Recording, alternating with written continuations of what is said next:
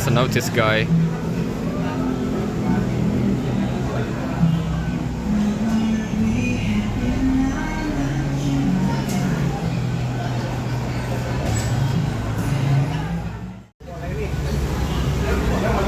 Thank you, Otis.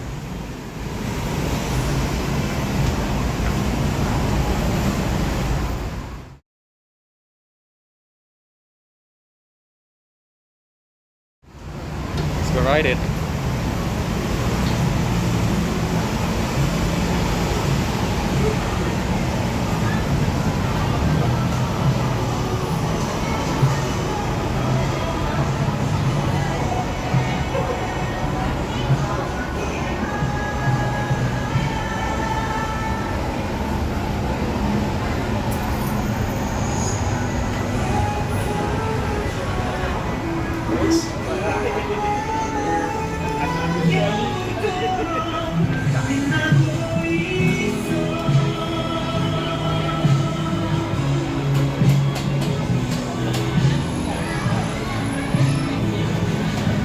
Looks like XO508, but it's actually OTIS Link.